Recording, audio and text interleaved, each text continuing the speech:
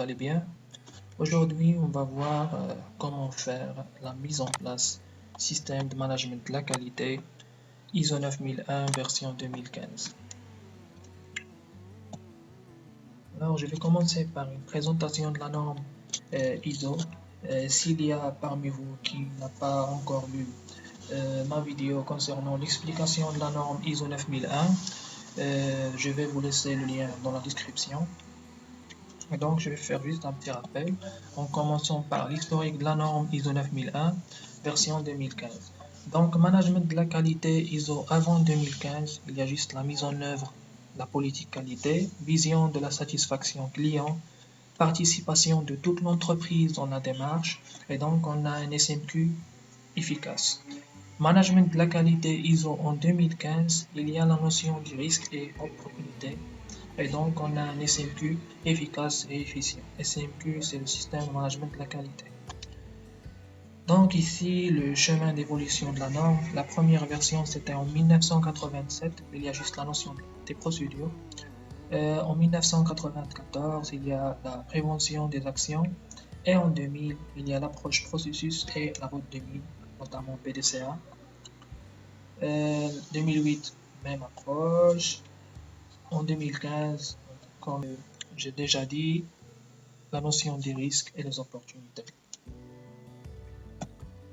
Concernant les principes de management de la qualité, en fait, dans la nouvelle version, il y en a 7. En commençant par l'orientation client, implication du personnel, leadership, approche processus, prise de décision fondée sur des preuves, management des relations avec les parties intéressées et finalement l'amélioration continue. La structure, les structures similaires des nouvelles versions ISO contiennent 10 chapitres. Toutes les nouvelles versions contiennent 10 chapitres, en commençant par d'abord cette structure-là notée High Level Structure, en français structure à haut niveau. Donc les 3 premiers chapitres sont juste des chapitres introductifs et les exigences de la norme commencent à partir du chapitre 4 contexte de l'organisme jusqu'au chapitre 10 amélioration. Maintenant, les étapes de la mise en place du système. Maintenant, on passe à la réalité des choses. Donc, comme le cas lorsque je veux construire une maison, alors j'ai besoin d'un plan. C'est le même cas dans un projet. Il faut avoir un plan, notamment une feuille de route ISO 9001 version 2015, comme la suivante. À gauche ici, il y a les activités. En haut, le temps. Ici, les mois, la première semaine, la deuxième semaine, troisième semaine, quatrième semaine. Ici, mars, avril, mai, juin, juillet, août, septembre, octobre, novembre, décembre. Ce qui est en vert là, c'est les missions sélectionnées, c'est-à-dire déjà fait. Le pourcentage des objectifs. Commençons par 10% jusqu'au 100%. Comme vous voyez ici, 100% audit organisme certificateur. C'est la dernière étape. Et il y a ici 2 résultats dans cette étape. Soit votre système est conforme ou bien non conforme. La deuxième étape, le kick-off meeting.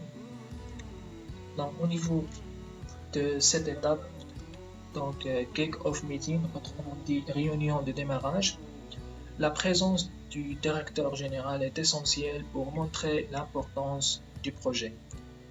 Lors de cette réunion, il faut sensibiliser le personnel de l'importance de la qualité dans le monde industriel et il faut aussi montrer les atouts du projet.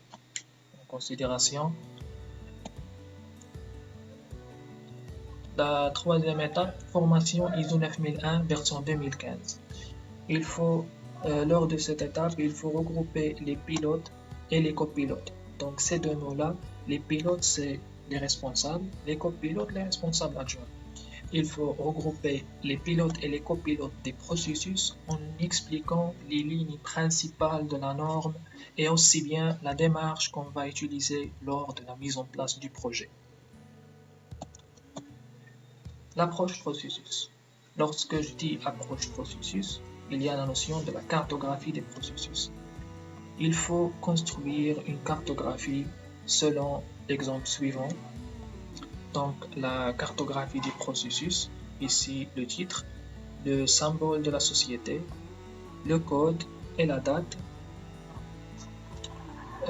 En haut, il y a les processus de management, peut-être 2, 3.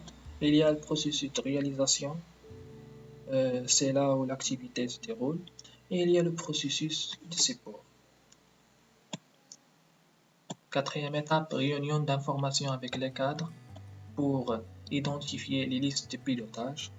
Il y a ici les processus et il faut identifier dans chaque processus qui est le pilote, le responsable, et qui est le copilote, le responsable adjoint. Ici, la cinquième étape, réunion avec les pilotes de chaque processus. Au niveau de cette étape, il faut